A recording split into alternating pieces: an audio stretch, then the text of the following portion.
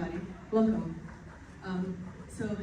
Hello, my name is Alanna Wilcox, and I'm just going to introduce the panel of speakers that we have today, and we're going to just jump right in and talk a little bit about how you can weave narratives into your AI collections and creations. So with us on the stage today, down at the end, we have Chayu and sorry, I'm a little bit nervous. Relax. Thank you. Breathe, right? So you can see generative algorithm arts, music, and immersive experiences. So we'll be talking about that. And then Jay Weinberg is with AI and physical artists. So we'll be talking about the way that you can incorporate AI into the physical creation aspect of your art. And then Ivan Mazimarko. Ivan, right? Ivan? Okay. He's the author and publisher and creator of the NFT School for Artists. And so we'll be talking about how to integrate community with regard to narratives. And so I am a fiber artist and an AI artist, and I'm going to be talking about the concepts and how you can incorporate narratives into the actual collection and creation of your pieces. So to start us off, when you're creating art, right, as an artist, you might be thinking about the individual piece of art.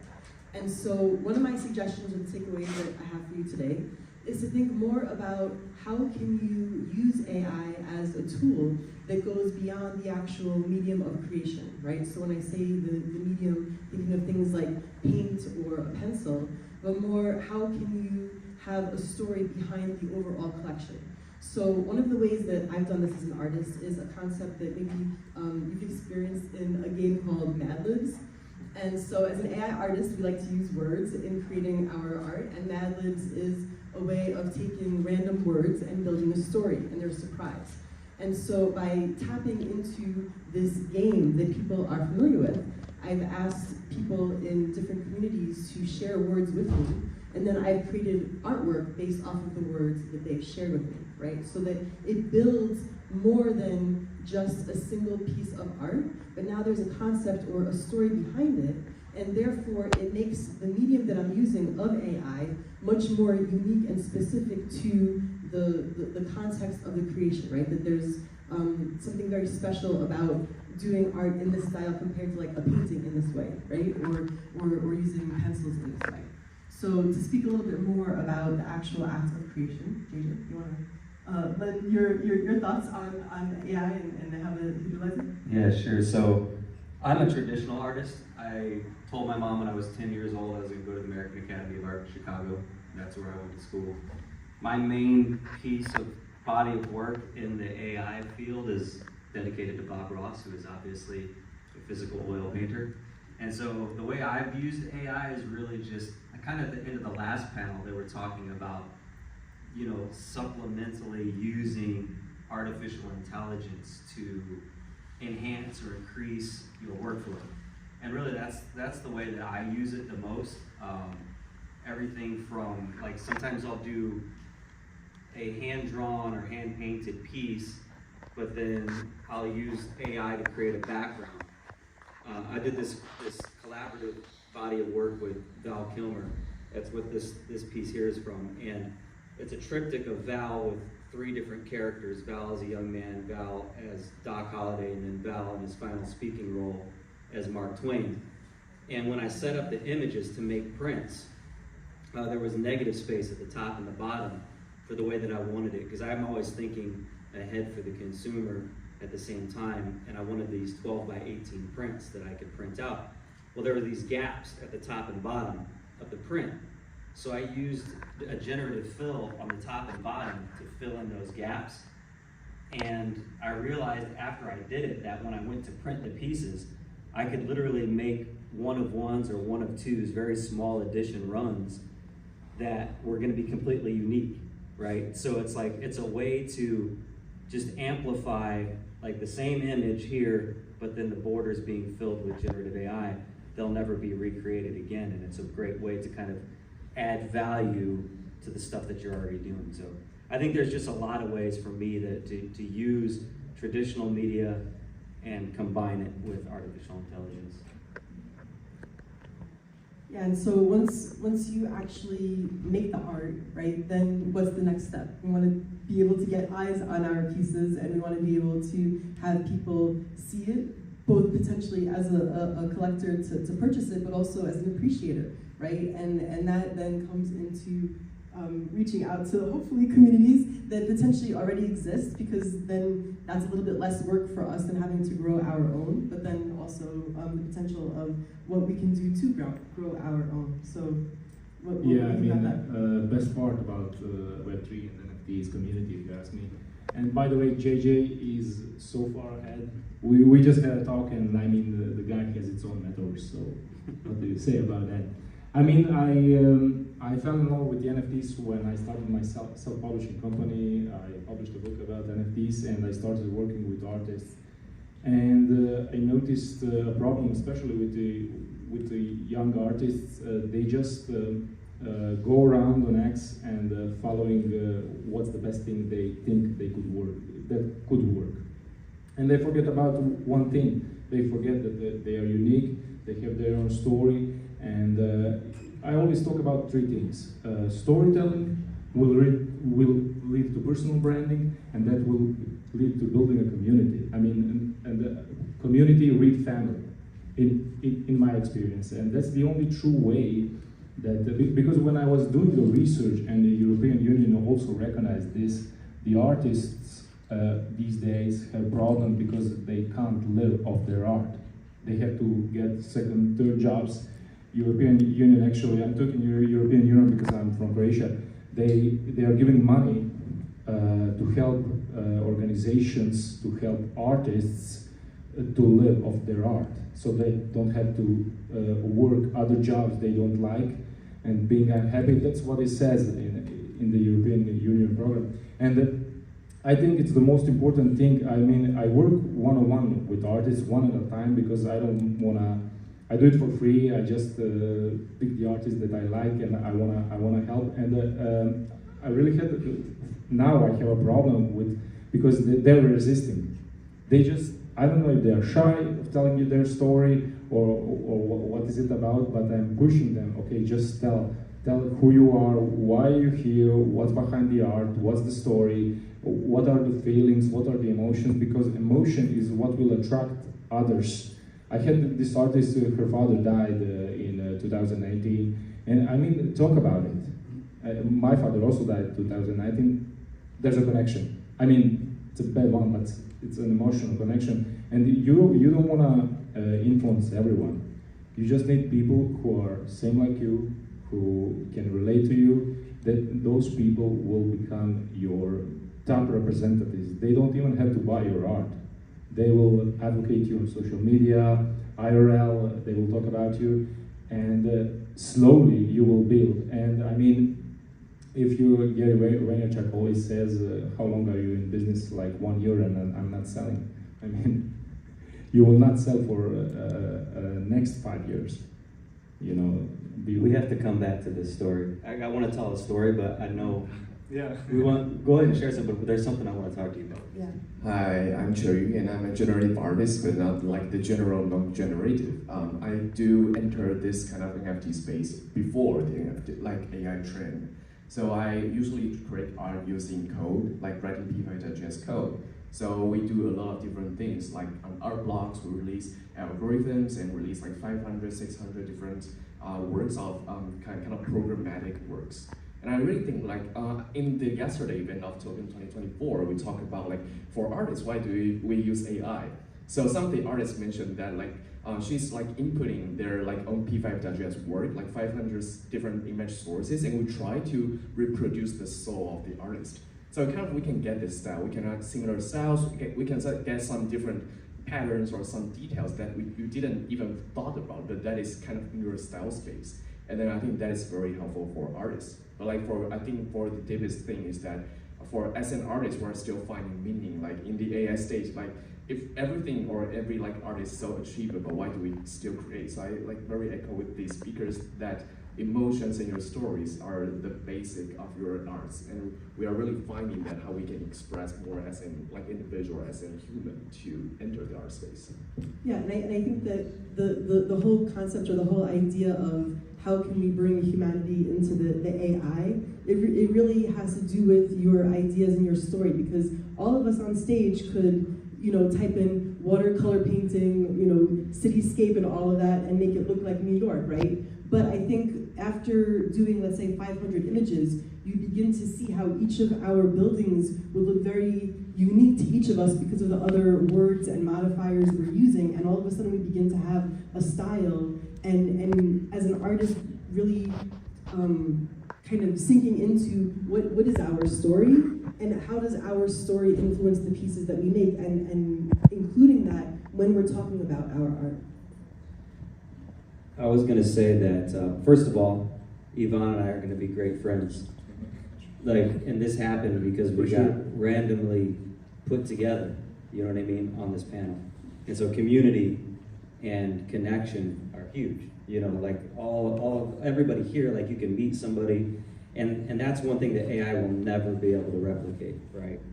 And so when we go back to storytelling, one thing well, first of all, I want to say, I lost my uncle yesterday, and I was at a dinner, and my mom drove like 18 hours to try and be with him, right? And this is storytelling. This is what matters. You talked about people losing their parents. I don't know that I'll create something out of it, but this is a moment that we get to share, right? And so like, I lost my uncle. I went back to the hotel room early, and I missed maybe some other connections. But story matters so much. It was something that you reminded me of. I did this painting for my dad in 2016. I'm from Chicagoland area.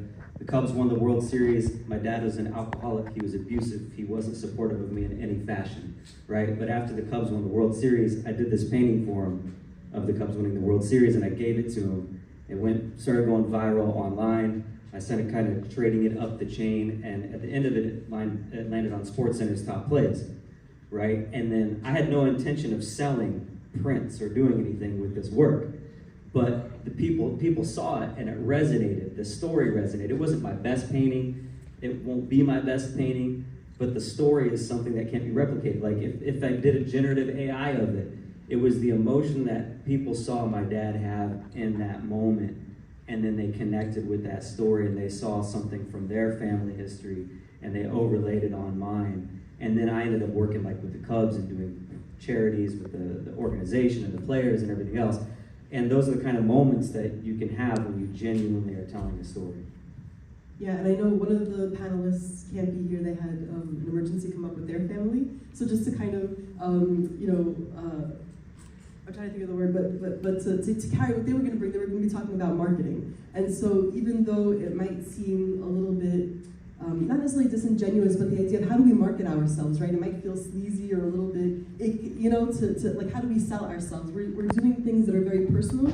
We're creating art that's like an extension of ourselves. Our heart is walking outside of our body when we're creating pieces about, our family or our lived experience, right? So it's very difficult to disconnect that emotional connection that we have. And maybe it's a little bit easier if we're writing code that doesn't necessarily, I don't know, maybe tell me if I'm wrong. If we're writing code that it's more like a separateness, but then I think there's so much time and energy that goes into that code that now it becomes an extension of us, and there could be meaning in the colors that we're choosing, and the lines we're choosing, and the pattern we're choosing, that all of a sudden it has like a different meaning, even if maybe the onlookers of the piece couldn't identify it as such. Like even if you think of something like a Piet Mondrian that's like a bunch of yellow, blue, and red squares, but there's a lot of emotion in it, that when someone hears the story behind it, the narrative behind it, all of a sudden it becomes very powerful, and they have that connection.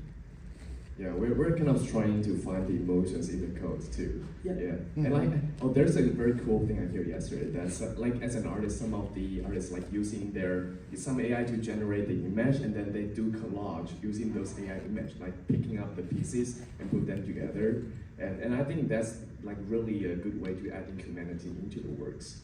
And as an artist, I also do a lot of dynamic works like immersive space. We have large space and then connect with music, with some of the kind of dynamic system to create arts that relates to humans' reaction or behavior. And then behavior will also in fact back into the emotions or the visuals and audio of the space. So in this kind of AI stage, I think that I still like using AI tools to speed up a lot of different process of writing, creating those stories and artworks. And then I'm also very interested in next AI as a medium, like how we can kind of reproduce our spirit online, maybe on chain. Like can we mint our soul on chain and reproduce some of different stories, and it's kind of having unexpected behavior than what we have the rule for it. So that's what I expected and very interested to see. Well, I'm just here, I just want to ask you, when you're talking about the user's experience and their interaction with the art, and how much influence a user or a viewer of the art, an appreciator of the art has, and the artist is thinking about that. I know we have about 10 minutes left, so I don't know how long this is going to take, but I'm really curious. The idea of if a person is experiencing the art and then the art changes, the color of it or the sound of it, how much of an influence that has in changing the narrative of the piece too, that you're considering when you're building these worlds? Yeah, so I have a work that is called Soulfish. So Soulfish is a generative fish that using algorithms to make very vivid, glowing fish in the dark. And then we try to put kind of a ceremony that people can use their hand and put on the screen and detect the color of your soul. And that maybe you get green, you get red, and then there's a fish forming, determined by your soul. And people will just ask about, why am I a red fish? Why am I a thin green fish? But I think that's the moment that people are thinking about why this resemble me or why I resonate with this kind of artwork. And I really like this kind of conversation. And when people devote more emotions or more time into it, it'll become customized for kind of their spirit. I just wanted to add, since we are talking about AI, I see a lot of artists literally hating AI, and I mean, okay, if you watch every movie, I don't think there is one movie that shows AI in a good way. I mean, whenever people don't want to hear good news, okay, we want to hear bad news, it's more interesting. But you can use anything these days. You can say it's bad, mobile phones can be bad, you can use it for bad things, or you can use it for good things. You can call your mom and tell her you love her, or you can call your buddy and tell him to go, yeah. So I think my message here for artists is learn about it, because it's coming no matter what you do. Learn about it, use it for good, influence others to use it for good, and in the end, AI will be good, it will be used for good. I mean, always say please and thank you when you're using ChatGPT. I use ChatGPT every day. Always say please and thank you. I think the main thing though is we talk about storytelling. If you're not familiar, you should write it down right now. Simon Sinek's Start With Why. It's a TED Talk. If you haven't seen it, I don't care what you do in life. I don't care if you're in an industry, NFTs, if you're building a brand, whatever it is, start with why. Simon Sinek, it's a TED Talk. He talks about how, a lot of companies, a lot of artists, a lot of people, we start with the what or the how or all these different things. But if you start with why you do something, it'll resonate. He obviously talks about early Apple with Steve Jobs. And if you've ever seen the Crazy Ones commercial, where he talks, he's like, it's got a picture of Einstein and Picasso and Muhammad Ali, and it's going through this thing. It says, we believe in the square pegs and the round hole. We believe in the misfits, the crazy ones, because those who are crazy enough to believe they can change the world are the ones who actually do, right? And then it just says Apple. It doesn't even say Apple, it just shows the Apple logo at the end. So there's no commercial about a computer, about an iPhone, about an iPad. He's saying why Apple exists for him. If you look at Apple commercials now, they don't start with why anymore. Steve Jobs isn't here. Steve Jobs is probably rolling in his grave, the way that Apple's brand has been handled since. But if you start with why you do something, you will connect with people 100% of the time, even if you're using AI. Yeah, I mean, he was never selling, Steve Jobs. He was just telling a story. And that's what I always say. I talk to this artist now, and I tell her, okay, we talk about her story, we talk about her life, and in the end, she does nothing. I I said, why, you know? Because she said, nobody cares. She wrote me a message yesterday, you know what, I was so pissed. You know, nobody cares. What do you mean nobody cares? I related. And you just talk to one person, so post it about social media, do videos. I mean, you have a mobile phone is over there. You have a mobile phone, and you literally, that is all that you need. That is all that you need to sell your story, not your product, but your story. Tell your story. I think why is a long-term process. Yeah. It's a long-term process, but in the end, it's the only right way. I think it takes like 20 years to become an overnight success, right? Yeah, yes. And I always say to myself, year in and year out, that there will come a day when I will just free myself from all the chains of you're supposed to do it this way. I will, fuck off everybody, and I will just do it my way.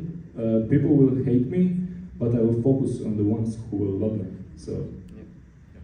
Yeah, well, I think the idea when you're creating your work, if you're thinking about other people and pleasing other people, your products or the art that you make, it's not speaking to yourself. So if you're chasing collectors and thinking about a collector before you even make the collection, then that's a different type of that's commercial art.